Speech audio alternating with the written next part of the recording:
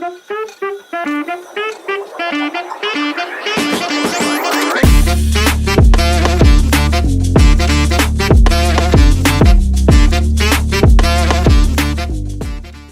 everyone, and welcome to what I'm hoping will be a pretty epic journey.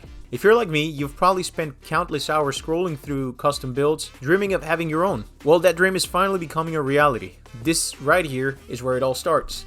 Now, for everyone who knows classic motorcycles, the Honda CB750 needs no introduction. But for those who might be new to the world, let me tell you why this particular machine isn't just a motorcycle, it's a legend. When Honda unveiled the CB750 in 1969, it truly rocked the motorcycle world. It was dubbed to be the first superbike, for a reason. Before this, most high-performance bikes were quirky, often unreliable, and definitely expensive.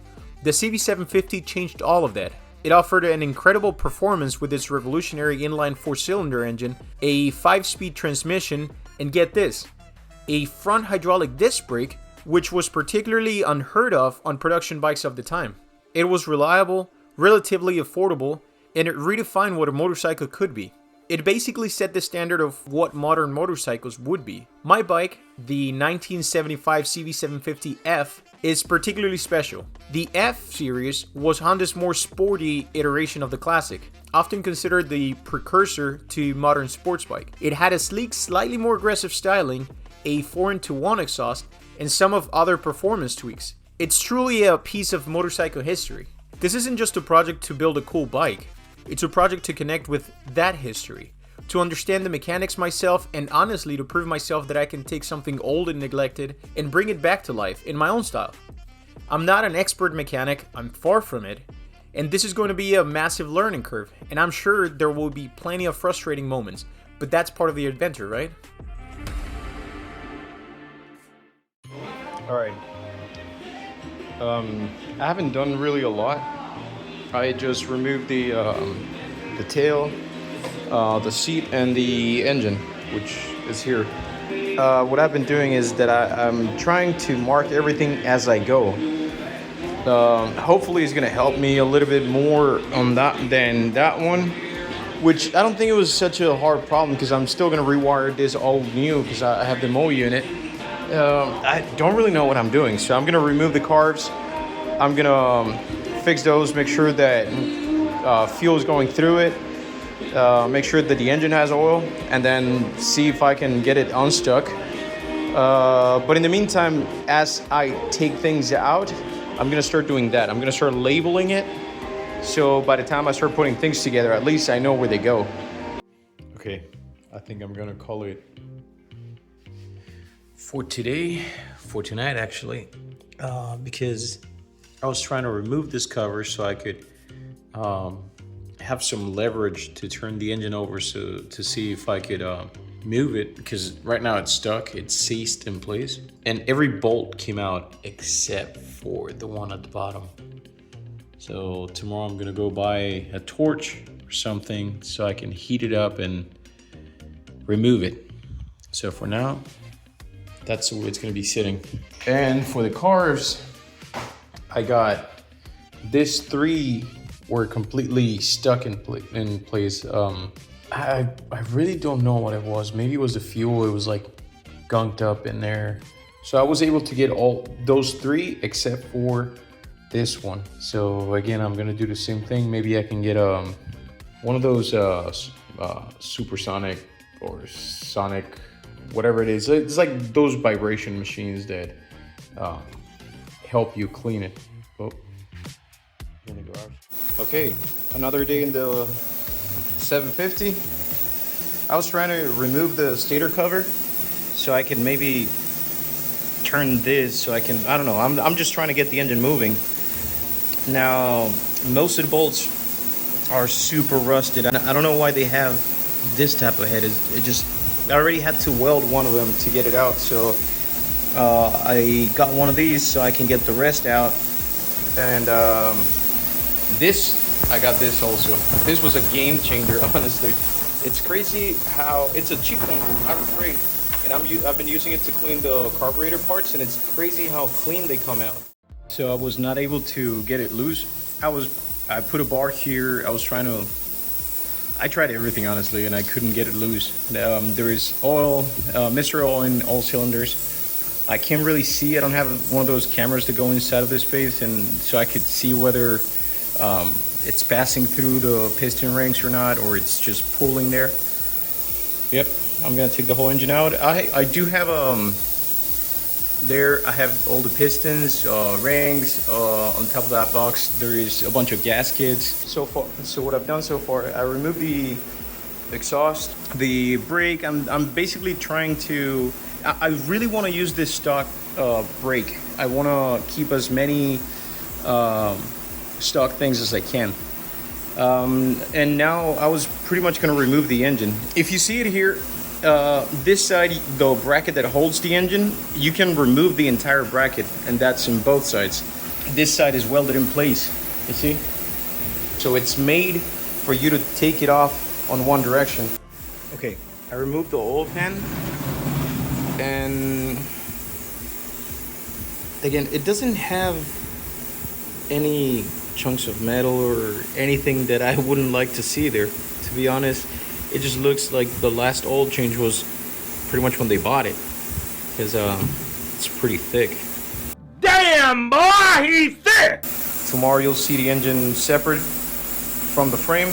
2,000 years later. And yep.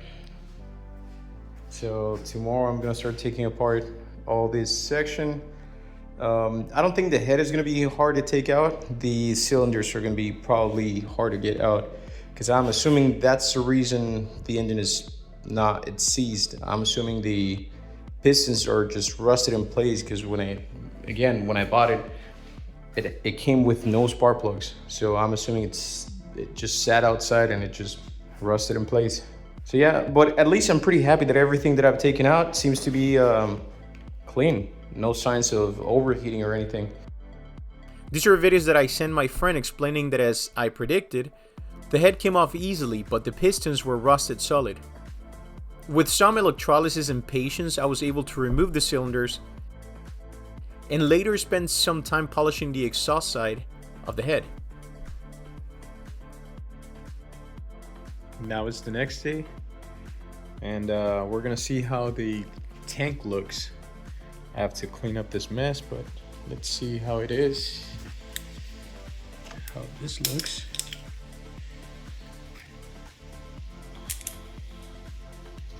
Oh yeah. Brother, what's that? I don't know if you can see it or not. This is all rust that it picked up from the inside of the tank. So I'm gonna throw away the water inside of the tank, and we're gonna see how it looks. So I removed all the water from the inside, and it seems to be a lot better than it was before, but from what I can see, there's still some rust around. It did work to an extent, but yeah, it seems like I'm probably gonna have to do another run, and then we'll see how it goes. Get the cylinder in the shot.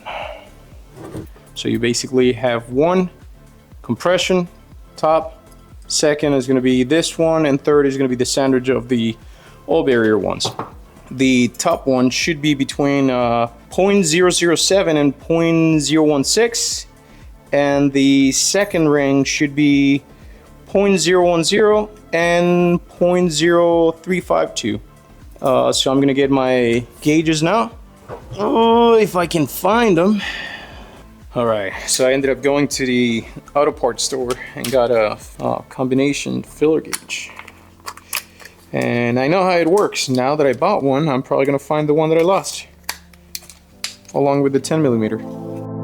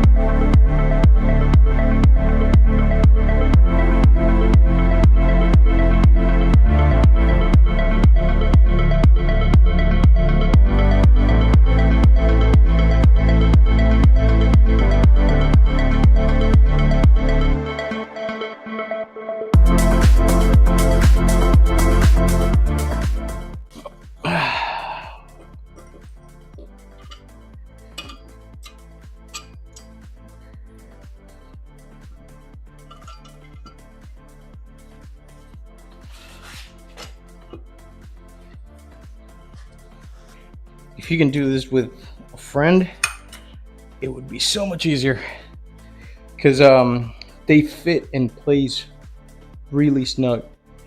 And yeah, an extra set of hands would definitely be of help. Go in, you damn it. Soon I started to get desperate, and you'll see a prime example of what not to do.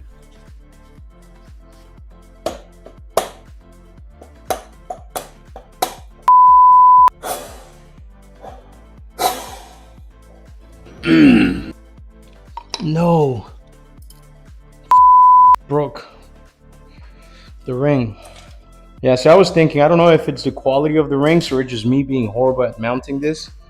But to be honest, I'm pretty sure it's a me problem, because when I was removing the original ones, the ones that came in this motorcycle factory, dang. So I guess it's gonna be for another time, right? See you guys in the next one.